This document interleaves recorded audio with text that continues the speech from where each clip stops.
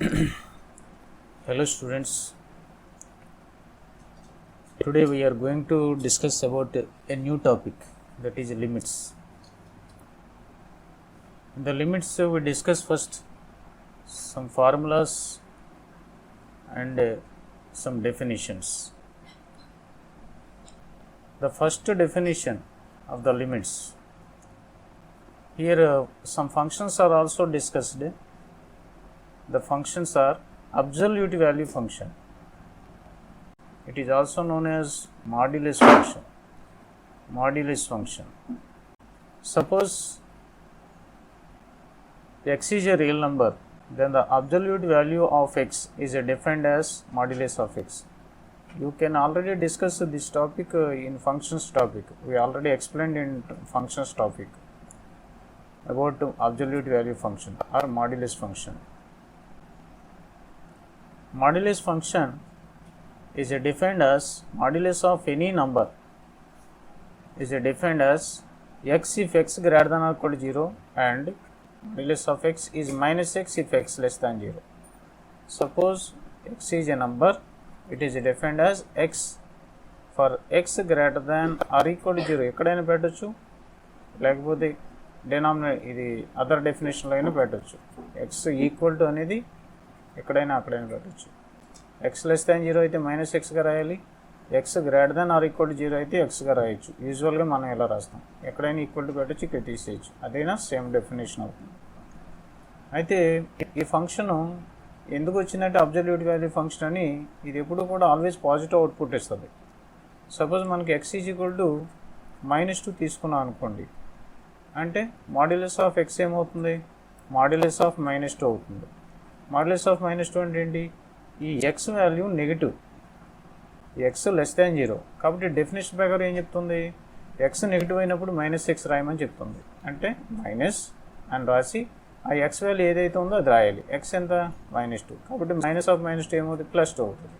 అంచేత negative value ఏది ఇచ్చినా సరే దాని అవుట్పుట్ ఏమవుతుందంటే పాజిటివ్ నెంబర్ అవుతుంది. అర్థమైందా? అలాగే పాజిటివ్ నెంబర్ ఇచ్చామనుకోండి, మాడ్యులస్ ఆఫ్ 5 క్యాలిక్యులేట్ చేయాలనుకోండి, మాడ్యులస్ ఆఫ్ 5 అంటే ఎక్స్ చూసుకోవాలి, ఎక్స్ పాజిటివ్. కాబట్టి ఎక్స్ పాజిటివ్ ఉన్నప్పుడు ఏం రాయమంటున్నాడు, ఎక్స్ అనే రాయమంటున్నాడు. ఎక్స్ అంటే ఏంటి, 5గా, కాబట్టి ఆ 5 అవుట్పుట్ అవుతుంది. అది దానికి సంబంధించిన మాడ్యులస్ ఎక్స్ ఫంక్షన్ డెఫినేషన్. ఇది గ్రాఫికల్గా ఒకసారి రిప్రజెంట్ చేయాలనుకోండి, ఈ మాడ్యులస్ ఫంక్షన్ ఒకసారి గ్రాఫికల్గా చూస్తే, డ్రా చేస్తే గ్రాఫికల్ రిప్రజెంటేషన్ ఎలా ఉంటుంది, X axis Y axis. So దీన్ని గ్రాఫికల్గా రిప్రజెంట్ చేస్తే y is equal to modulus of X అనే ఫంక్షన్ని గ్రాఫికల్లో డ్రా చేస్తే దీని గ్రాఫ్ ఈ విధంగా వస్తుంది. X greater than or equal to 0 తీసుకున్నప్పుడు, X greater than or equal to 0 తీసుకున్నప్పుడు మాడ్యులస్ ఆఫ్ ఎక్స్ ఎలా డిఫైన్ చేసాం, ఎక్స్గా డిఫైన్ చేసాం. అంచేత X greater than or equal to 0 తీసుకున్నప్పుడు అంటే ఈ positive X axis side y is equal to F of X అనే ఫంక్షన్ ఉంది. ఈ ఎఫ్ ఆఫ్ ఎక్స్ యాక్చువల్గా మాడ్యులస్ ఆఫ్ ఎక్స్, దీన్ని ఎక్స్ కింద రాసేయచ్చు. అంటే ఏమైంది, y is equal to X అనే ఫామ్లోకి వచ్చింది. అంటే ఆరిజిన్ నుంచి పాస్ అయ్యే ఒక స్ట్రైట్ లైన్, దీన్ని ఎక్స్ యాక్సిస్ తోటి ఏం చేస్తుంటే 45 degrees యాంగిల్ చేస్తూ పాస్ అవుతున్న ఒక line. y is equal to X అన్న, y is equal to modulus of X అన్న ఒకటే ఈ కేసులో. అయితే రెండో కేసులోకి వచ్చేటప్పటికి ఎక్స్ లెస్ దాన్ 0 కాబట్టి y is equal to -x అవుద్ది. అంచేత y is equal to -x అనే లైను సెకండ్ క్వాడ్రంట్ నుంచి థర్డ్ క్వాడ్రంట్ నుంచి పాస్ అవుతుంది. అయితే ఈ పార్ట్ మనకు లేదు కదా, కాబట్టి ఈ పార్టే ఉంటుంది. కాబట్టి ఇది y is equal to -x line. అంచేత రెండు కలిపి y is equal to modulus of x function అంటామన్నమాట. సో ఇది వి షేప్లో ఉన్నటువంటి కర్వ్ ఇది. ఓకే, నెక్స్ట్ దీని యొక్క డొమైన్ తీసుకుంటే మనకి డొమైన్ రియల్ నెంబర్ మీద డిఫైన్ అవుద్ది. ఇది ఆల్రెడీ మనం డిస్కస్ చేసాం. Domain of X F is equal to R అవుద్ది. అదే రేంజ్ తీసుకుంటే మనకి దీని యొక్క రేంజ్ మనం కన్సిడర్ చేస్తే 0 నుంచి ఇన్ఫినిటీ వరకు రేంజ్ ఉంటుంది. అంటే ఎంత వై యాక్సిస్ని ఎంత పోర్షన్ కవర్ చేస్తుందో అది రేంజ్ అంటామన్నమాట. కాబట్టి 0 నుంచి మొత్తం అంతా కూడా కవర్ చేస్తుంది. ఇది ఇలా ఎక్స్టెండ్ చేసుకుంటూ పోతే ఏమవుతుంది అంటే వై యాక్సిస్ని కవర్ చేస్తుంది. దీని నుంచి దీనికి మనం లైన్స్ డ్రా చేస్తే ఏ లైన్ అయినా సరే దీని నుంచి వై యాక్సిస్ కట్ చేసుకుంటూ ఉంటుంది. కాబట్టి ఎంటైర్ వై యాక్సిస్ని కవర్ చేస్తుంది. అంటే దీని యొక్క ప్రొజెక్షన్ వై యాక్సిస్ మీద కంప్లీట్గా పడుతుంది, పాజిటివ్ వై యాక్సిస్ మీద. కాబట్టి దీని యొక్క రేంజ్ అది అవుతుంది, రేంజ్. ఓకే, దీనికి సంబంధించిన మాడ్యులస్ ఎక్స్ ఫంక్షన్ యొక్క డెఫినేషన్. అలాగే రెండో ఫంక్షన్ ఏంటంటే గ్రేటెస్ట్ ఇంటిజర్ ఫంక్షన్. ఇది కూడా మనం నేర్చుకోవాలి ఒకసారి, ఎందుకంటే మనకి ఉపయోగపడుతుంది ముందుకు వెళ్ళేటప్పటికి. ఒకసారి ఇది ప్లే చేస్తాం.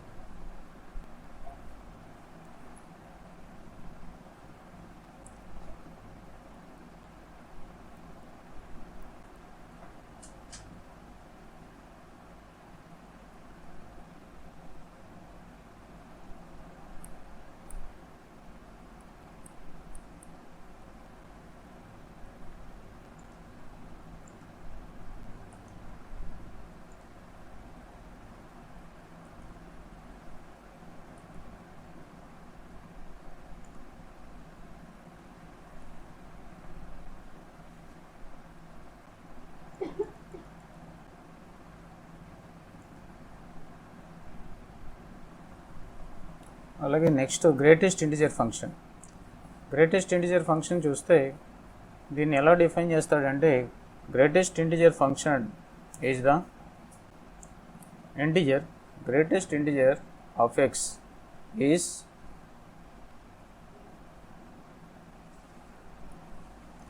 గ్రేటెస్ట్. దీన్ని గ్రేటెస్ట్ ఇంటిజర్ ఫంక్షన్ డెఫినేషన్ ఇది. దాని యొక్క సింబల్ ఎలా ఉంటుందంటే ఇలా ఉంటుంది, బాక్స్ ఎక్స్ అంటాం. లేకపోతే దీన్ని బాక్స్ ఎక్స్ అనొచ్చు, లేకపోతే ఫ్లోర్ ఫంక్షన్ అని కూడా అనొచ్చు. So box X denotes the greatest integer function, greatest integer less than or equal to X. ఇందులో ఉన్నది బాక్స్లో రాసామంటే ఒక నెంబర్ని, అది ఏం చెప్తుందంటే గ్రేటెస్ట్ ఇంటిజర్ చెప్తుంది, less than or equal to X. Suppose X is equal to మనకి 2.1 అని తీసుకున్నాం అనుకో ఎక్స్, అప్పుడు బాక్స్ 2.1 ఎంత అవుతుందంటే దీనికంటే చిన్నదైన ఒక ఇంటిజర్ అవుతుంది. 2.1 కంటే చిన్నదైన ఇంటిజర్ ఏంటి 2, కాబట్టి బాక్స్ 2.1 దేనికి ఈక్వల్ అవుతుందంటే 2కి ఈక్వల్ అవుతుంది. అలాగే బాక్స్ 3.7 అని ఇచ్చాడు, దీని యొక్క గ్రేటెస్ట్ ఇంటిజర్ వాల్యూ ఎంత అవుతుందంటే 3 అవుతుంది. ఓకే, సో ఇక్కడ ఇంటిగ్రల్ పార్ట్ పోతుంది, దాని కింద ఉన్న ఇంటిజర్ అవుతుంది అన్నమాట. సో దాని కింద గ్రేటెస్ట్ ఇంటిజర్ అంటే 3.7 కంటే బిలో చాలా ఇంటిజర్స్ ఉంటాయి. 3 ఒక ఇంటిజరు, దాని తర్వాత 2 ఒక ఇంటిజరు. అంటే రేషనల్ ఇరేషనల్ నెంబర్స్ తప్పు ఓన్లీ ఇంటిజర్స్ మనం కన్సిడర్ చేస్తే దీంట్లో ఉండేవి చాలా ఇంటిజర్స్ ఉంటాయి 3.7 కంటే కిందవి. అయితే వీటన్నిటిలో పెద్దది ఏది అంటే 3. అంచేత of all the integers existing below X the greatest integer is taken, that is the greatest integer function. So మనకి సపోజ్ మైనస్ 8.725 అన్నాడు, దీనికంటే కింద ఉన్న ఇంటిజర్స్ రాయండి. ఇది -8.7285 అనేది ఇది నంబరు, ఇది ఒక రియల్ నెంబర్. దీనికంటే కింద ఏముంటుంది, ఇది దేని తర్వాత వచ్చే నెంబర్, ఇది -8 తర్వాత నెగిటివ్ నెంబర్ కదా, -8 -9 -10 కదా. ఇది ప్రాసెస్. ఇక్కడ కిందకి రాసుకుంటే వెళ్తే నెంబర్స్ ఇలా డిక్రీజ్ అవుతుంటాయి, కిందకి వెళ్తుంటాయి. దీని ముందు ఏముంటుందంటే -7 ఉంటుంది. -7 -8 కంటే ఎక్కువ, -8.728 కంటే -9 కింద. అంటే దీనికంటే కింద ఇంటిజర్స్ తీసుకుంటే మనకు -9 వస్తుంది. సో -9 ఉంటుంది, -10 ఉంటుంది. అంటే అన్నింటిలో పెద్దది ఏది అంటే గ్రేటెస్ట్ నెంబర్ 9. కాబట్టి దీన్ని ఎలా రాయాలంటే -9 కింద రాయాలి. అలాగే -0.6 అంటే ఎంత అవుతుంది, ఇది -1 అవుతుంది. అర్థమైంది కదా. గ్రేటెస్ట్ ఇంటిజర్ అంటే of all the existing integers below X the greatest one is greatest integer function. So next ఏంటంటే దీని యొక్క ప్రాపర్టీ, దీని యొక్క గ్రాఫ్, దీని యొక్క property, one of the property మనం ఇక్కడ డిస్కస్ చేసాం. ఇది బాక్స్ ఎక్స్ ప్లస్ ఎన్ అనేది ఇంటిజర్ అయితే కనుక దీన్ని స్ప్లిట్ చేసి ఎన్ ప్లస్ బాక్స్ ఎక్స్ అని రాయొచ్చు. సో దీని గురించి ఇంకా వివరంగా మనం ఫంక్షన్స్లో డిస్కస్ చేసి ఉంటాం. సో కాబట్టి అక్కడ ఒకసారి వెరిఫై చేసుకుంటే ఫంక్షన్స్ టాపిక్లో దీని గురించి ఇక్కడ డీటెయిల్డ్గా తెలుస్తుంది, గ్రేటెస్ట్ ఇంటిజర్ ఫంక్షన్. సో ఈ క్లాసుకు సంబంధించి గ్రేటెస్ట్ ఇంటిజర్ ఫంక్షన్ అంటే, అలాగే మాడ్యులస్ ఫంక్షన్ అనేది ఒకటి డిస్కస్ చేసాం. ఫ్రాక్షనల్ పార్ట్ ఎక్స్ ఫంక్షన్ అనేది ఒకటి ఉంటుంది, అది మనం నెక్స్ట్ అవసరమైనప్పుడు ఒకసారి డిస్కస్ చేద్దాం.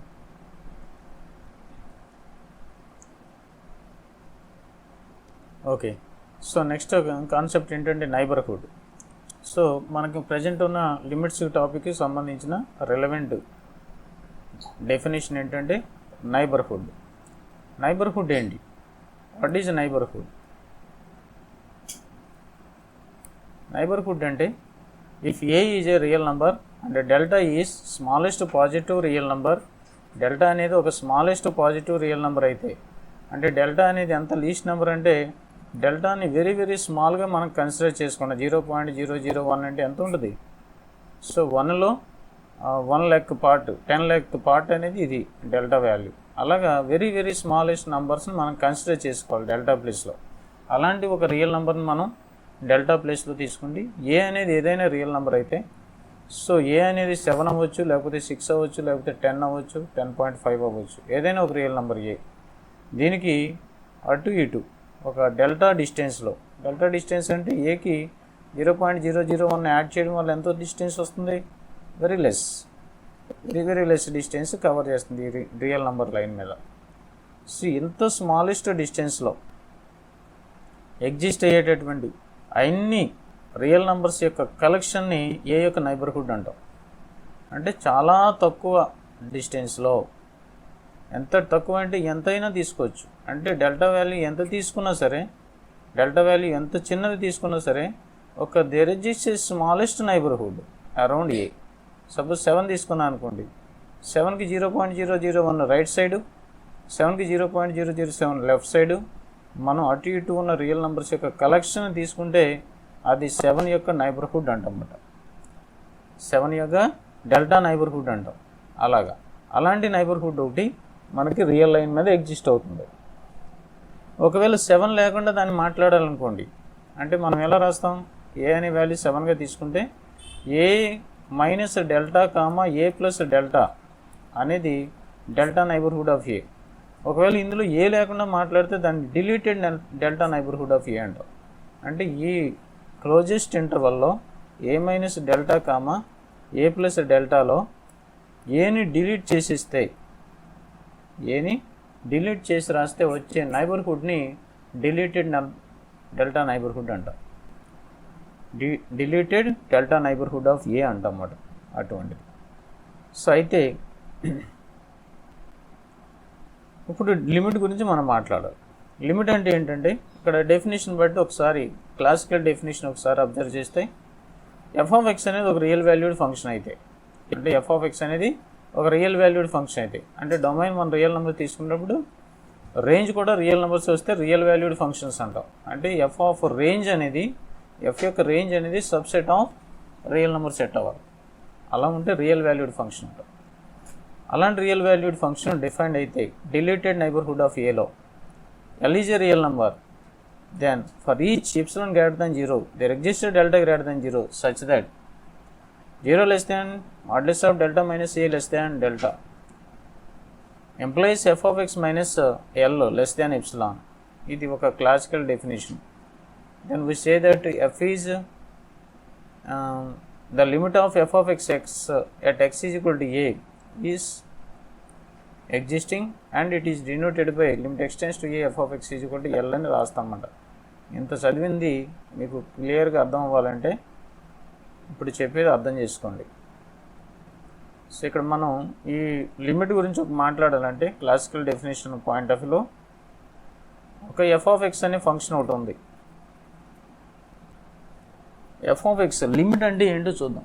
ఎఫ్ ఆఫ్ ఎక్స్ అనేది లిమిట్ కాన్సెప్ట్ ఒక ఇన్ఫార్మల్ ఎగ్జాంపుల్ ఒకటి ఇచ్చి చెప్తాను. ఒక సర్కిల్ ఉంది, ఈ సర్కిల్లో ఒక పాలిగాన్ ఉంది, ఒక ఎన్ సైడెడ్ పాలిగాన్ ఉందన్నమాట. ఒక ఎన్ సైడెడ్ పాలిగాన్ ఉంది. ఈ ఎన్ సైడెడ్ పాలిగాన్ ఒక 6 సైడ్స్ ఉన్నాయనుకోండి. ఈ 6 సైడ్ పాలిగాన్కి ఉన్న number of sides N increase అవుతుంటే ఇదేమవుతుంది, ఈ పాలిగాన్ ఏమవుతుంది, సర్కిల్కి రీచ్ అవుతుంటుంది. The perimeter of the polygon when N increases అని ఎన్ అనేది పెంచుకుంటూ పోతే, ఎన్ వాల్యూని పెంచుకుంటూ పోతే 10,000 అదే ఎన్ 6 ఉంది కదా, 10 చేయండి, తర్వాత 20 చేయండి, 100 చేయండి, ఆ ఎన్ పెంచుకుంటూ వెళ్ళిపోతే and the difference between circumference of the circle and the circumference of the polygon, ఈ రెండింటి మధ్యలో ఉన్న డిఫరెన్స్ ఉంది కదా, ఆ డిఫరెన్స్ డి అనుకుంటే ఆ డిఫరెన్స్ దేనికి టెండ్ అవుతుంది అంటే 0కి టెండ్ అవుతుంది. అంటే ఆల్మోస్ట్ ఏమవుతుంది, ఈ సర్కిల్ యొక్క పెరిమీటర్తో కోయిన్సైడ్ అవుతుంది, అంటే సర్కిల్తో కలిసిపోతూ ఉంటుంది, నెంబర్ ఆఫ్ సైడ్స్ ఇంక్రీజ్ అయిపోద్ది కూడా. So the limit of the circumference of the polygon is the circumference of circle in this case. అంటే ఒక క్వాంటిటీ పెరుగుతుంటే, నెంబర్ ఆఫ్ సైడ్స్ అనేది క్వాంటిటీ పెరుగుతుంటే దాని పెరిమీటర్ కూడా పెరుగుతూ ఉంటుంది. అది ఎంతవరకు పెరుగుతుందంటే, అది పెరిగేది ఎంతవరకు అంటే దాని యొక్క లిమిట్ ఎంత అంటే circumference of the circle. So this is the concept of limit. ఇంకొక ఎగ్జాంపుల్ ద్వారా చెప్తే, ఎఫ్ ఆఫ్ ఎక్స్ అనేది మనం x+1గా తీసుకున్నాం. ఏదైనా ఫంక్షన్ ఎఫ్ ఆఫ్ ఎక్స్ అనేది x+1 అనే ఫంక్షన్, ఒక రియల్ వాల్యూడ్ ఫంక్షన్. ఈ ఫంక్షన్కి ఏం చేస్తున్నామంటే మనం ఇండిపెండెంట్ వేరియబుల్ ఎక్స్ వాల్యూస్ నేను 2కి దగ్గరలో తీసుకుంటున్నాను. 2 యొక్క నైబర్హుడ్లో వాల్యూస్కి 2 వైపుకి అప్రోచ్ అవుతుంటే, ఎక్స్ అనేది 2 వైపుకి అప్రోచ్ అవుతుంటే ఎఫ్ ఆఫ్ ఎక్స్ వాల్యూ దేనికి టెండ్ అవుతుంది, దేనికి అప్రోచ్ అవుతుంది అనేది మనం క్యాలిక్యులేట్ చేస్తే. సో 2కి లెఫ్ట్ సైడ్ నుంచి అప్రోచ్ అవుతున్న వాల్యూస్ మనం రాద్దాం.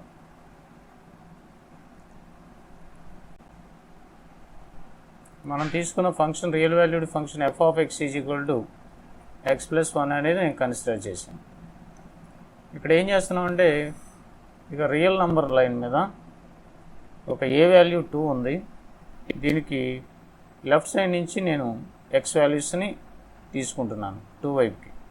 అంటే ఎక్స్ వాల్యూస్ నేనేం తీసుకుంటున్నానంటే x ఈజ్ ఈక్వల్ టు 1.9. అప్పుడు తీసుకున్నప్పుడు ఎఫ్ ఆఫ్ ఎక్స్ వాల్యూ ఎంత వచ్చింది, 1.9 ఇక్కడ సబ్స్టిట్యూట్ చేస్తే 2.9 అవుతుంది. ఎక్స్ వాల్యూ 1.99 తీసుకున్నాను, అప్పుడు ఇది ఎఫ్ ఆఫ్ ఎక్స్ వాల్యూ 2.99 అవుతుంది. 1.9999 అనే వాల్యూ తీసుకున్నాను, which is very close to 2. అప్పుడు నాకు ఎఫ్ ఆఫ్ ఎక్స్ వాల్యూ ఎంత అవుతుందంటే 2.9999 అని వస్తుంది. సో నువ్వు ఎంత రీచ్ అవుతుంటే క్లోజ్గా లెఫ్ట్ సైడ్ నుంచి, ఆ ఫంక్షన్ కూడా 3కి అప్రోచ్ 3కి టెండ్ అవుతుంది. నువ్వు ఎక్కడ టెండ్ అవుతున్నావు, X tend to 2. X value ఎక్కడ టెండ్ అవుతున్నావు, దేనికి అప్రోచ్ అవుతున్నావు, 2కి అప్రోచ్ అవుతున్నావు. ఈ వాల్యూస్ అన్ని దేనికి అప్రోచ్ అవుతున్న వాల్యూస్, 2కి అప్రోచ్ అవుతున్న వాల్యూస్ లెఫ్ట్ సైడ్ నుంచి. అప్పుడు ఆ ఫంక్షనల్ వాల్యూ దేనికి అప్రోచ్ అవుతూ ఉంటుంది, 3కి అప్రోచ్ అవుతుంది. అంటే ఒక క్వాంటిటీ ఒక వాల్యూకి టెండ్ అవుతున్నప్పుడు ఎక్స్ వాల్యూ, దానికి కరస్పాండింగ్గా ఎఫ్ ఆఫ్ ఎక్స్ వేరే నెంబర్కి టెండ్ అవుతుంటే, సమ్ ఫిక్స్డ్ నెంబర్కి టెండ్ అవుతుంటే, in this case we say that the function F of X has a limit value 3 అనేది ఎఫ్ ఆఫ్ ఎక్స్ యొక్క లిమిట్ వాల్యూగా మనం చెప్తాం. When X approaches to 2, left side నుంచి అప్రోచ్ అవుతుంటే, 2కి లెఫ్ట్ సైడ్ నుంచి అప్రోచ్ అవుతుంటే ఫంక్షన్ వాల్యూ దేనికి అప్రోచ్ అవుతుంది, 3కి అప్రోచ్ అవుతుంది. దాన్ని ఎలా రాయాలంటే లిమిట్ ఎక్స్టెండ్స్ టు 2 మైనస్ అని రాస్తాం. మైనస్ అంటే లెఫ్ట్ సైడ్ నుంచి, లెఫ్ట్ హ్యాండ్ లిమిట్ అంటామాట. దీన్ని రాసే విధానం ఎలా రాస్తామంటే LHL అంటాం. Limit x tends to 2 minus F of X, X 2కి లెఫ్ట్ సైడ్ నుంచి టెండ్ అవుతుంటే అని.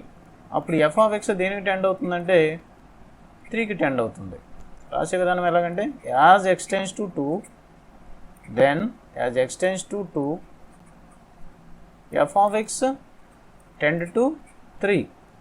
ఎక్స్ 2కి టెండ్ అవుతుంటే లెఫ్ట్ సైడ్ నుంచి, ఎఫ్ ఆఫ్ ఎక్స్ దేనికి టెండ్ అవుతుంది, లెఫ్ట్ సైడ్ నుంచి 3కి టెండ్ అవుతుంది. కాబట్టి దాన్ని రాసే విధానం ఏం రాయాలంటే లిమిట్ ఎక్స్టెండ్స్ టు, లిమిట్ ఉపయోగించి, then we say that the limit of the function is 3 at X is equal to 2 minus అని చెప్తాం. అంటే ఎక్స్ 2కి టెండ్ అవుతుంటే ఎఫ్ ఆఫ్ ఎక్స్ 3కి టెండ్ అవుతుంది. దాన్ని రాసే విధానం ఏంటంటే limit x tends to 2 minus F of X is equal to 3 అని రాస్తాం, which is called left hand limit.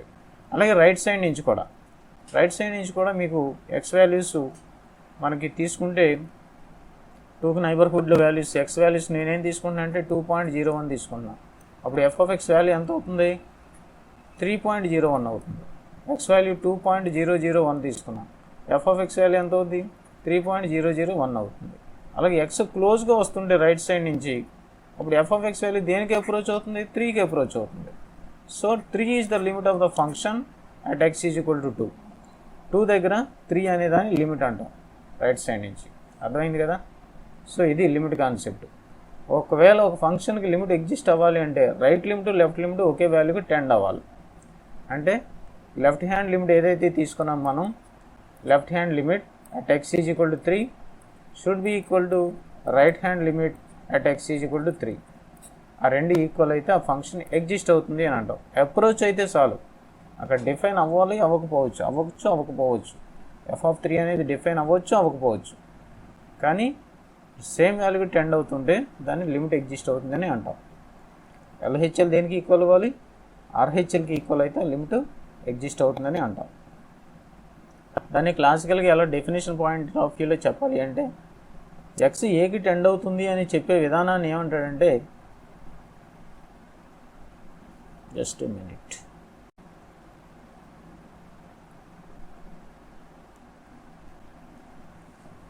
చూడండి అమ్మ, ఇక్కడ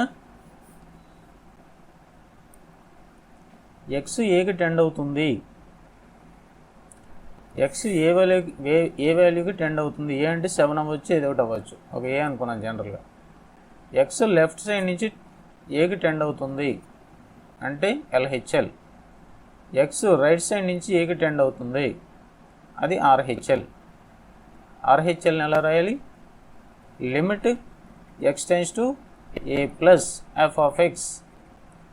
ఆ వాల్యూ కడితే ఎంత వచ్చిందో, అలాగే లెఫ్ట్ సైడ్ నుంచి లిమిట్ కట్టినప్పుడు, limit x tends to a minus తీసుకున్నప్పుడు f ఆఫ్ x అదే వాల్యూకి టెండ్ అయితే అప్పుడు లిమిట్ ఎగ్జిస్ట్ అవుతుంది అని చెప్తాం. LHL is equal to RHL అయింది కాబట్టి లిమిట్ ఎగ్జిస్ట్ అవుతుందని అంటాం.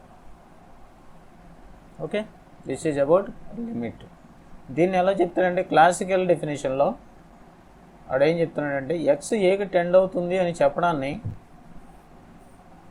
x ఏకి టెండ్ అవుతుందని చెప్పడాన్ని, యాజ్ x ఏకి టెండ్ అవుతుంది అంటే దాని అర్థం ఏంటి? xకి ఏకి ఉన్న డిఫరెన్స్ తగ్గుతుందని అర్థం కదా.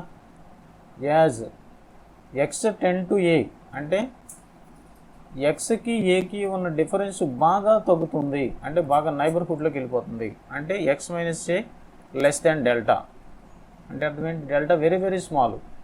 వెరీ వెరీ స్మాల్ ఎప్పుడవుద్ది? x ఎంత దగ్గరికి వెళ్తే అంత తక్కువ అవుతుందన్నమాట. ఫర్ ఈచ్ ఎనీ ఏ నైబర్హుడ్లో మన x అనేది ఏ నైబర్హుడ్లోకి టెండ్ అవుతున్నప్పుడు, అప్పుడు f ఆఫ్ xకి ఆ లిమిట్ వాల్యూకి ఉన్న డిఫరెన్స్ కూడా దానికి కరస్పాండ్గానే తగ్గుతూ ఉంటుంది. There is the some epsilon delta. Epsilon కూడా అలాంటి నెంబరే, దీని తమ్ముడిది. డెల్టాకి తమ్ముడిది ఎప్సిలాన్. డెల్టా ఎప్సిలాన్ ఒకేలాంటి నెంబర్సే. ఎక్స్ ఏకి టెండ్ అవుతూ ఉన్నప్పుడు ఎఫ్ ఆఫ్ ఎక్స్ ఎల్కి బాగా దగ్గరగా వచ్చేస్తుంది. ఇది ఎంత దగ్గరికి వెళ్తే ఎఫ్ ఆఫ్ ఎక్స్ ఎల్కి అంత దగ్గరికి వెళ్ళిపోద్ది. అలా అయితే కనుక దాన్ని ఏమంటాం? లిమిట్ ఎగ్జిస్ట్ అవుతుంది అని అంటాం. ఓకే, అది లిమిట్ కాన్సెప్ట్. ఇక్కడ డెఫినేషన్ అది చెప్తుంది. Suppose f of X is a real function defined over deleted neighbourhood of a. ఆ డిలీటెడ్ నైబర్హుడ్ ఆఫ్ ఏలో డిఫైన్ అయితే, అంటే ఏ దగ్గర అవ్వచ్చు అవ్వకపోవచ్చు అని అన్నమాట. ఎఫ్ ఆఫ్ ఎక్స్ ఏ దగ్గర ఎఫ్ ఆఫ్ ఏ అనేది డిఫైన్ అవ్వచ్చు అవ్వకపోవచ్చు అన్నమాట.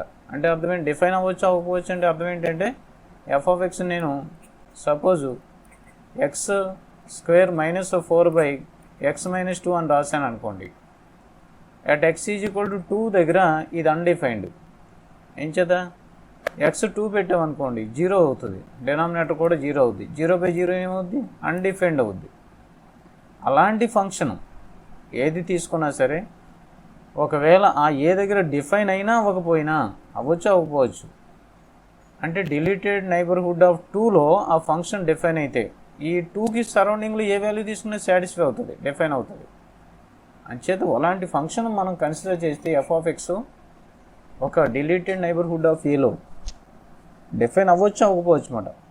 కాకపోతే కింద x+2 ఉండొచ్చు, అలా ఉందనుకోండి డిఫైన్ అవుతుంది కదా. కాబట్టి ఈ ఫంక్షన్ 2 దగ్గర డిలీట్ అవ్వచ్చు, అక్కడ డిఫైన్ అవ్వచ్చు అవ్వకపోవచ్చు. ఒకవేళ డిఫైన్ అవ్వకపోయిన సందర్భంలో అయినా సరే, ఈ 2 యొక్క సరౌండింగ్లో డిఫైన్ అయితే, 2 యొక్క సరౌండింగ్లో నైబర్హుడ్లో డిఫైన్ అయితే చాలు, లిమిట్ ఎగ్జిస్ట్ అవుతుందని చెప్పడానికి ఎక్స్ ఏకి టెండ్ అవుతున్నప్పుడు ఎఫ్ ఆఫ్ ఎక్స్ దానికి కరస్పాండింగ్గా ఏదో ఒక వాల్యూకి టెండ్ అవుతూ ఉంటే, ఎల్ అనే పర్టికులర్ వాల్యూ ఏదో ఒక సేమ్ వాల్యూకి టెండ్ అవుతూ ఉంటే ఆ లిమిట్ ఎగ్జిస్ట్ అవుతుందని అంటాం. అది అవాయిడింగ్. ఓకే, ఇది క్లాసికల్ డెఫినేషన్. అర్థం చేసుకోవడానికి ప్రయత్నం చేయండి.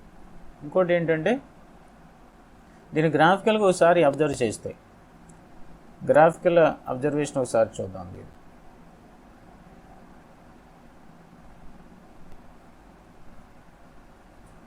గ్రాఫికల్ అబ్జర్వేషన్ చూస్తే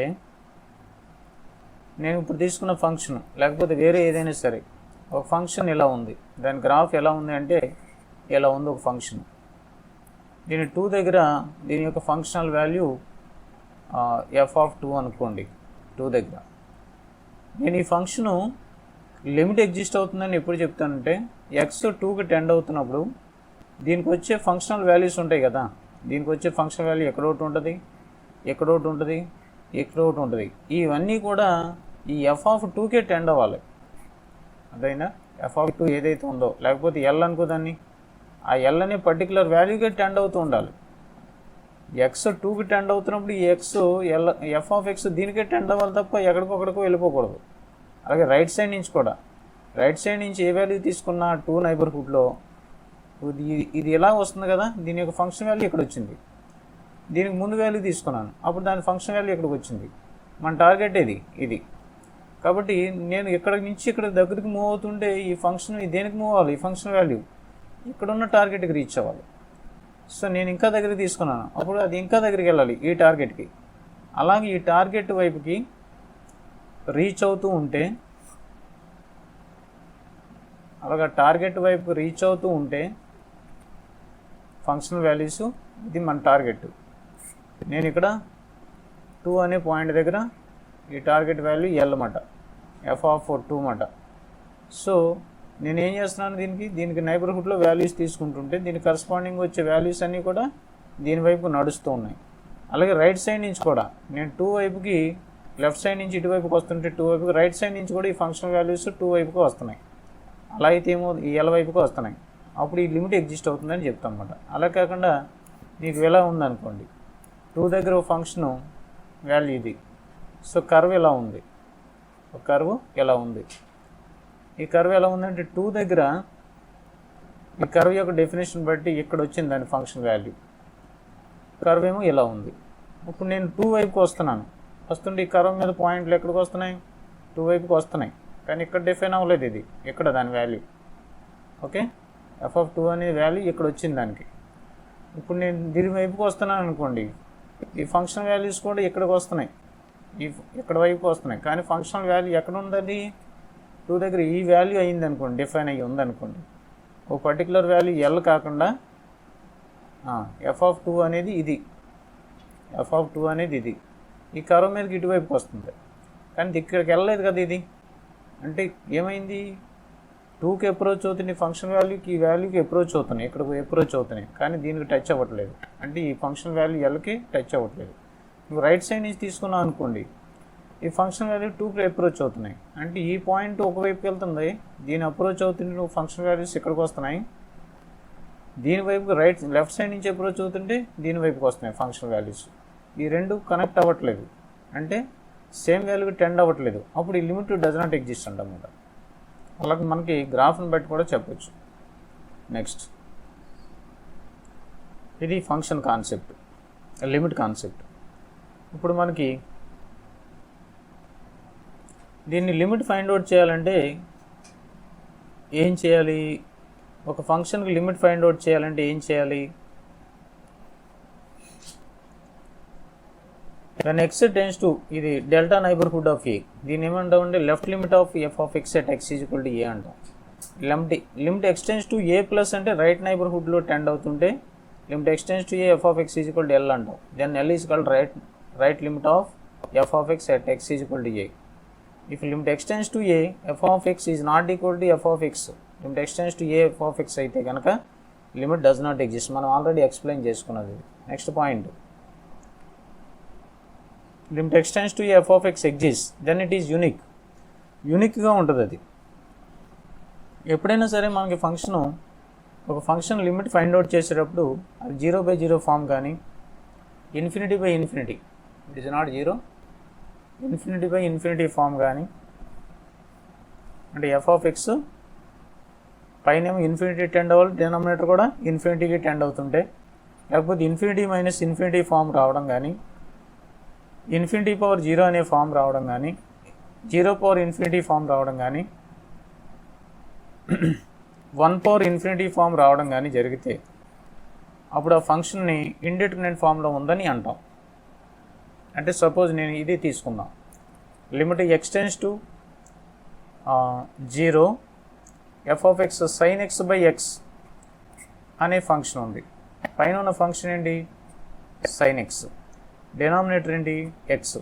ఎక్స్ 0కి టెండ్ అవుతుంది అనుకోండి, సైన్లో ఉన్న ఎక్స్ దేనికి టెండ్ అవుద్ది, టెండ్ అవుతుంది అని చెప్పాలి, టెండ్ అవుతుంది, అప్రోచ్ అవుతుంది అని చెప్పాలి, అంతేగాని ఎగ్జాక్ట్ వాల్యూ అని చెప్పకూడదు. మన మీనింగ్ ఏంటి, limit x tends to 0, X 0 వైపుకి టెండ్ అవుతుంటే ఈ ఫంక్షన్ గురించి మాట్లాడినప్పుడు ఈ ఫంక్షన్లో ఉన్న ఆర్గ్యుమెంటు 0కి టెండ్ అవుతుంది. అప్పుడు సైన్ ఎక్స్ 0 టెండ్ అవుతుంది, సైన్ వాల్యూ దేనికి టెండ్ అవుతుంది, టోటల్గా 0కి టెండ్ అవుతుంది. సైన్ వాల్యూ కూడా 0కి టెండ్ అవుతుంది. అలాగే ఎక్స్ దేనికి టెండ్ అవుద్ది, 0కి టెండ్ అవుతుంది. అంటే ఇప్పుడు ఏమవుతుంది, ఇది 0/0 ఫామ్ వచ్చింది. 0/0 ఫామ్ని ఏమంటాం అంటే ఇండెటర్మినేట్ ఫామ్ అంటాం, అన్డిఫైన్డ్ కాదు, ఇండెటర్మినేట్ ఫామ్ అంటాం. అంటే డిటర్మైన్ చేయలేని పరిస్థితి, అంతేగాని అన్డిఫైన్డ్ వేరు, ఇండెటర్మినేట్ ఫామ్ వేరు. అన్డిఫైన్డ్ అంటే ఇంకా దాని గురించి మాట్లాడేది ఏమీ లేదు. ఇండెటర్మినేట్ ఫామ్ అంటే చెప్పలేము, కానీ చేస్తే చెప్పొచ్చు. 0/0 ఫామ్ వచ్చినట్టు ఫంక్షను ఇండెటర్మినేట్, ప్రస్తుతానికి చెప్పలేము, నువ్వేదో ఒకటి చేసి దీన్ని చెప్పొచ్చు, దీని వాల్యూని చెప్పొచ్చు అని అర్థం. సో దీన్ని ఒక ఫంక్షన్ని మన కాన్సెప్ట్ అంతా అంతే, దీని మీద బేస్ అయింది అంతా. ఫంక్షన్కి లిమిట్స్ అప్లై చేసినప్పుడు ఆ ఎక్స్కి ఏ వాల్యూకి అప్రోచ్ అవుతుందో మనం తీసుకున్నప్పుడు, సపోజ్ లిమిట్ ఫైండ్ అవుట్ చేయమన్నాడు. లిమిట్ని ఎలా రాయమని చెప్పాను, limit x tends to 0 f of x is equal to L అంటాం. ఎక్స్ ఏకి టెండ్ అవుతుంటే, ఎక్స్ ఏకి టెండ్ అవుతుంది, f of x ఎల్కి టెండ్ అవుతుంది అని చెప్పడానికి limit x tends to A f of x is equal to L అని రాస్తాం. సో ఫైండ్ ద లిమిట్ ఇలా రాస్తాడు, find the limit limit x tends to 1 x² + 1 అన్నాడు. అంటే అర్థం ఏంటి, ఎక్స్ 1కి టెండ్ అవుతుంది, x² + 1 దేనికి టెండ్ అవుతుంది అని అడగడం అన్నమాట. ఎక్స్ 1కి టెండ్ అవుతుంది, x² + 1 దేనికి టెండ్ అవుతుంది అంటే నువ్వేం చెప్తావు, x² + 1 అనే దాంట్లో limit x tends to 1, X 1కి టెండ్ అవుతుంటే మనకున్న ఫంక్షన్ ఏది, x² + 1. ఎక్స్కి 1 టెండ్ అవుతుంటే x² దేనికి టెండ్ అవుద్ది, 1కి టెండ్ అవుతుంటే 1కే టెండ్ అవుతుంది. అది కూడా 1² అంటే కూడా 1 కదా. తీసుకోండి, 1కి టెండ్ అవుతుంది అంటే లెఫ్ట్ సైడ్ నుంచి కానీ రైట్ సైడ్ నుంచి కానీ 1కి టెండ్ అవుతుంది. నువ్వు రైట్ సైడ్ నుంచి ఫైండ్ అవుట్ చేయాలనుకోండి ప్లస్ రాయాలి, లెఫ్ట్ సైడ్ నుంచి టెండ్ అవుతుంది అనుకోండి మైనస్ రాయాలి. సపోజ్ నేను 1 లెఫ్ట్ సైడ్ నుంచి టెండ్ అవుతున్నాను అంటే 0.9, 0.99, 0.999 ఎలాగ టెండ్ అవుతున్నాను. అప్పుడు x² దేనికి టెండ్ అవుతుంది, x² దేనికి టెండ్ అవుతుంది అంటే 0.9 హోల్ స్క్వేర్ అంటే 0.81, 0.99 కదా. అలాగా 99 హోల్ స్క్వేర్ సంథింగ్ ఏదో ఒకటి వస్తుంది, అలాగే దానికి సంథింగ్ ఏదో ఒకటి వస్తుంది. అంచేత 0.9 హోల్ స్క్వేర్ అంటే 0.81 అలాగా. సో ఇలాగే దీని వాల్యూస్ అలాగే టెండ్ అవుతూ ఉంటాయి. ఏ వాల్యూకి టెండ్ అవుతున్నాయో మనం తీసుకుని ఆ వాల్యూకి టెండ్ అవుతుంది అని చెప్పాలి.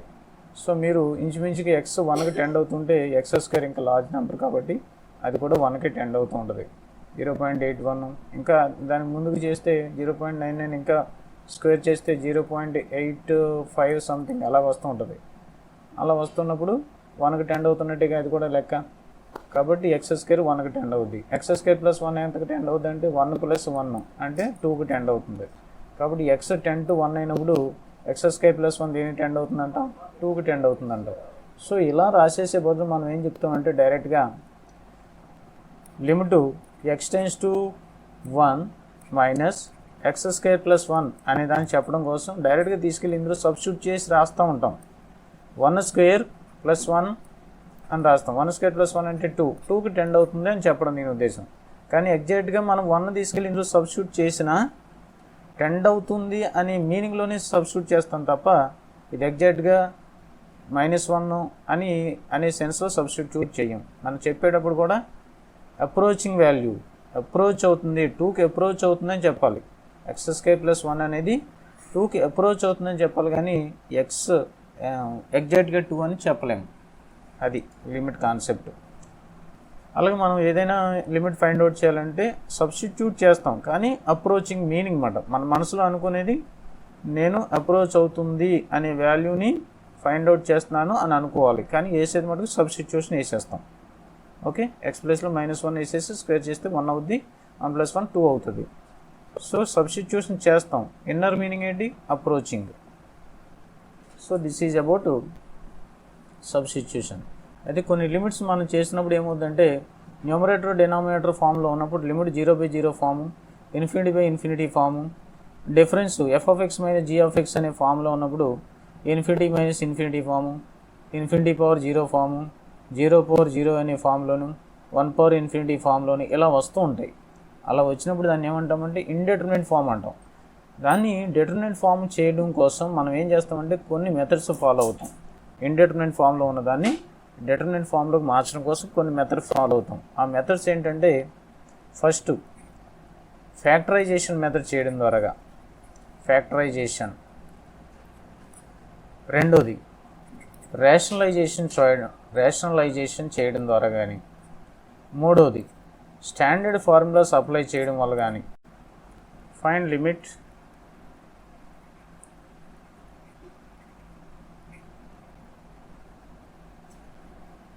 x → 2 x² - 4/x - 2 దీని యొక్క లిమిట్ ఏంటి అని ఇచ్చాడు. అప్పుడు నువ్వేం చేయాలి? Limit x → 2 x² - 4/x - 2 find out చేయాలంటే ఎక్స్ని మనం ఏం చెప్పుకున్నాం, అందులో సబ్స్టిట్యూట్ చేసేస్తాం. అప్రోచ్ అవుతుందని అని చెప్పాలి, కానీ డైరెక్ట్గా సబ్స్టిట్యూట్ చేస్తాము అని చెప్పుకున్నాం. అంటే ఎక్స్ ప్లేస్లో 2ని సబ్స్టిట్యూట్ చేస్తే ఏమవుతుంది? 2² - 4/2 - 2 అవుతుంది. 2² - 4 అంటే ఎంత? 0/0. దేనికి టెండ్ అయింది? 0/0 ఫామ్ వచ్చింది. 0/0 ఫామ్ అనే దాన్ని ఏం చెప్పుకున్నాం? 0/0 ఫామ్ అనే దాన్ని ఏం చెప్పుకున్నాం? ఇండిటర్మినేట్ ఫామ్ అని చెప్పుకున్నాం. సో ఇండిటర్మినేట్ ఫామ్లో వచ్చినప్పుడు లిమిట్ ఎగ్జిస్ట్ కానట్టు కాదు, అవుతుంది. లిమిట్ ఎగ్జిస్ట్ అవుతుంది, కానీ దాన్ని మ్యానిపులేట్ చేసి చెప్పాలి. అంటే దాన్ని ఏం చేయాలి? మనం చెప్పుకున్న ఏ అయితే స్టాండర్డ్ ఫామ్స్ ఫ్యాక్టరైజేషన్స్ ఇవి ఉన్నాయో అందులో మార్చుకుని దాన్ని సింప్లిఫై చేయాలి. దీని లిమిట్ కట్టాలంటే 0/0 ఫామ్ వచ్చింది కాబట్టి దాన్ని ఏం చేస్తామంటే లిమిట్ x → 2 దీన్ని ఫ్యాక్టరైజ్ చేయొచ్చు. ఎలా చేయొచ్చు అంటే దీన్ని 2² కింద రాయొచ్చు. x² - 2² / x - 2 అని రాయొచ్చు. అలా రాస్తే ఏమవుతుందంటే లిమిట్ x → 2 దీని a² - b² ఫామ్లో ఉంది కాబట్టి a + b × a - b అని రాయొచ్చు. బై ఏముంది? x - 2 ఉంది. అర్థమైంది కదా? ఇలా రాయడం వల్ల ఇప్పుడు ఈ function x is not equal to 2 అమ్మ. ఇక్కడ ఇచ్చిన క్వశ్చన్లో x not equal to 2 find the limit అన్నాడు. x not equal to 2, x 2 దగ్గర అయితే ఇది డిఫైన్ కాదు, 0/0 ఫామ్ వచ్చేస్తే డిఫైన్ కాదు. అంచేత x నాట్ ఈక్వల్ టు 2 అయినప్పుడు మాత్రమే ఇది ఫంక్షన్ తీసుకోమన్నాడు. ఇప్పుడు మనకి ఏముంది ఇక్కడ? x 2కి టెండ్ అవుతున్నాడు. 2 సబ్స్టిట్యూట్ చేస్తే ఏమవుద్ది? అన్డిఫైన్ అవుద్ది. కానీ 2 మీనింగ్ ఏంటి? మన మీనింగ్ ఏంటి? x 2కి టెండ్ అవుతుంది అని అర్థం. x 2కి టెండ్ అవుతుంది అని అర్థం. x 2కి టెండ్ అవుతున్నప్పుడు 2కి నైబర్హుడ్ వాల్యూస్ కదా మనం తీసుకునేది. నైబర్హుడ్ వాల్యూస్ ఇక్కడ సబ్స్టిట్యూట్ చేయడం వల్ల ఈ రెండు క్యాన్సిల్ అయిపోతాయి. ఏం చేత 0 కాదు కదా, ఇది 0 కానప్పుడు క్యాన్సిల్ చేసేయచ్చు కదా. ఇంకేం మిగులుతుంది అంటే లిమిట్ x → 2 x + 2 అవుతుంది. x + 2 అంటే 2 + 2 ఎంత? 4. ఇది దీని వాల్యూ. అంటే దాని యొక్క లిమిట్ ఎంత అన్నమాట? 4 = 4 దాని యొక్క లిమిట్. అంటే నువ్వు x 2కి తీసుకెళ్తున్నప్పుడు దీని ఫంక్షన్ వాల్యూ దేనికి టెండ్ అవుద్ది? 4కి టెండ్ అవుద్ది. యాక్చువల్లీ ఇది అన్డిఫైన్డ్ కదా, కానీ ఎలా చేసాం మనం దీన్ని? ఈ సమ్మని ఎలా సాల్వ్ చేసామంటే ఫ్యాక్టరైజేషన్ చేసి సింప్లిఫై చేయడం ద్వారా దీనికి లిమిట్ మనం ఫైండ్ అవుట్ చేయగలిగామాట. అదేవిధంగా మనకి ఏదైనా ఒక ఫంక్షన్ లిమిట్ ఫైండ్ అవుట్ చేయాలంటే ఏదో ఒక మ్యానిపులేషన్ చేయాలి. ఫ్యాక్టరైజేషన్ కానీ రేషనలైజేషన్ కానీ ఏదో ఒకటి చేసి దాన్ని లిమిట్ ఫైండ్ అవుట్ చేసే విధంగా మార్చుకోవాలి. ఇండిటర్మినేట్ ఫామ్ నుంచి డిటర్మినేట్ ఫామ్లోకి మార్చుకోవాలి. అలా చేస్తే మనకు లిమిట్ ఫైండ్ అవుట్ చేయడం అవుతుంది. సో దీన్ని చేయడం కోసం కొన్ని స్టాండర్డ్ ఫార్ములాస్ ఉన్నాయి. ఆ స్టాండర్డ్ ఫార్ములాస్ ఏంటి అంటే ఇక్కడ మనం తీసుకున్న set of formulas. Limit x → 0 sin θ/θ రేడియన్స్లో తీసుకున్నప్పుడు ఈ స్టాండర్డ్ ఫార్మ్స్ అంటాం. θ/θ = 1. ఎలా వచ్చింది అంటే దీనికి సంబంధించిన ప్రొసీజరు, దీనికి సంబంధించిన థీరము, లేకపోతే దీని sin xకి ఒక ఎక్స్పెన్షన్ ఉంటుంది, ఆ ఎక్స్పెన్షన్స్ రాయడం ద్వారా కూడా సింప్లిఫై చేసి చెప్పవచ్చు. అంటే ఇదో ఫార్ములాగా గుర్తుపెట్టుకోవాలి. Limit θ tends to 0 sin θ by θ is equal to 1. అలాగే limit θ tends to 0 tan θ by θ is equal to 1. ఒకసారి దీనికి సంబంధించిన ఎక్స్పెన్షన్స్ ఒకసారి చెప్తాను. So using the expansion formula, these are some expansions useful for evaluating the limits evaluate చేయడానికి ఈ expansions ఉపయోగపడతాయి. sin x యొక్క ఎక్స్పెన్షన్ ఏంటంటే, అంటే దీన్ని యాక్చువల్గా మనం ఫైండ్ అవుట్ చేయడానికి in general f of x which is differentiable function అయితే కనుక, కంటిన్యూస్ డిఫరెన్షియబుల్ అనేది తర్వాత మాట్లాడుకుందాం. ఏదైనా ఫంక్షన్కి నీరర్ వాల్యూ అంటే దాని యొక్క యాక్చువల్ వాల్యూ మనం ఫైండ్ అవుట్ చేయాలంటే ఈ ఫామ్లో ఎక్స్పాండ్ చేసుకోవాలి. దాన్ని f of x is equal to sin x అనేదాన్ని f of 0 plus x into f dash of 0. f dash అంటే డెరివేటివ్ చేయాలి, దాన్ని డెరివేటివ్ చేసి అందులో 0 సబ్స్టిట్యూట్ చేయాలి, ఆ ఫంక్షన్లో 0 సబ్స్టిట్యూట్ చేయాలి, తర్వాత డెరివేటివ్ చేసి 0 చేయాలి, x² 2 చేసి f డబుల్ డాష్ ఆఫ్ 0 కట్టాలి. ఇలా చేస్తే వచ్చే వాల్యూ ఏదైతే ఉంటుందో దాని యొక్క ఎక్స్పాన్షన్ అవుతుంది. అది యాక్చువల్గా ఇది నియరర్ వాల్యూ అన్నమాట, అప్రాక్సిమేట్ వాల్యూ దేనికి sin xకి అప్రాక్సిమేట్ వాల్యూ ఇది. x minus x³ by 3 factorial, x power 5 by 5 factorial, x power 7 by 7 factorial and so on infinite terms వస్తాయి. ఇలాగా మనం వెళ్ళే కొద్ది కూడా దానికి దగ్గరగా వాల్యూ అప్రోచ్ అవుతుంటుంది. కొన్ని టర్మ్స్ రాస్తే మనకు సరిపోద్ది. అప్రాక్సిమేట్ మనం టెండింగ్ వాల్యూసే కదా మాట్లాడేది, టెండింగ్ వాల్యూస్ అప్రాక్సిమేట్ వాల్యూసే కదా మాట్లాడేది. కాబట్టి లిమిట్లో ఈ వాల్యూస్ని సబ్స్టిట్యూట్ చేసి అప్రాక్సిమేట్ వాల్యూస్ ఫైండ్ అవుట్ చేయొచ్చు, ఎగ్జాక్ట్ వాల్యూస్ కాదు కాబట్టి. అలాగే cos x యొక్క ఎక్స్పెన్షన్ ఏంటి? cos x యొక్క ఎక్స్పెన్షన్ మీరు చూస్తే 1 minus x² by 2 factorial, x power 4 by 4 factorial, x power 6 by 6 factorial and so on. sin hxకి ఇది ఫార్ములా, cos hxకి ఇది ఫార్ములా, tan xకి formula x plus 1/3 into x² x³ x power 4 by 4 factorial and so on. అలాగే tan xకి ఇది formula, e power xకి sin x plus cos xని కలిపి రాస్తే e పవర్ x ఫార్ములా వస్తుంది. e power x sin x plus sin xకి cos x ఉన్నదాన్ని రెండింటిని జాయిన్ చేస్తే e పవర్ x ఫార్ములా కనిపిస్తుంది కదా. 1 plus x by 1 factorial, x² by 2 factorial, x³ by 3 factorial and so on. Okay, అలాగే log xకి formula ఏంటంటే ఎక్స్పెన్షను x minus 1/2 into x², 1/3 into x³ and so on. ఇది log 1 plus x formula. అలాగే remaining ఇప్పుడు నేను find out చేయాలనుకున్నది ఏంటంటే limit x tense to 0 sin x by x value అంత అనేది మనం లిమిట్ ఫైండ్ అవుట్ చేయాలి.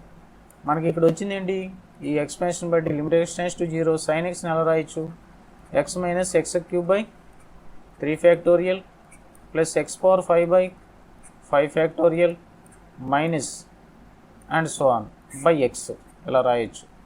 ఇప్పుడు ఏమవుతుంది, x కామన్ చేసి క్యాన్సిల్ చేసాం అనుకోండి, ఇందులో limit x tense to 0 x common చేసి క్యాన్సిల్ చేస్తే 1 minus x² by 2 factorial plus x power 4 by 5 factorial minus and so on ఇలా వచ్చింది బై x. x క్యాన్సిల్ చేసేస్తే మనకి 1 మైనస్ ఇదంతా 0s టెండ్ అయిపోద్ది, అంటే ఫైనల్గా ఎంత వచ్చింది 1కి టెండ్ అయింది. అలా కాబట్టి దీని యొక్క అప్రాక్సిమేట్ వాల్యూ అవుతుందంటే 1కి టెండ్ అవుతుంది. So limit x tense to 0 sin x by x is equal to 1. అలాగే రిమైనింగ్ ఫార్ములాస్ని కూడా మీరు జనరేట్ చేయొచ్చు. ఇక్కడ మనకి ఏదైతే ఫార్ములాస్ ఇచ్చాడో అవన్నీ మనం జనరేట్ చేయొచ్చు. tan θ by θ is equal to 1, sin inverse of x by x is equal to 1, ఇవన్నీ జనరేట్ చేయొచ్చు. ఒకసారి మళ్ళీ దాని గురించి మాట్లాడతాం.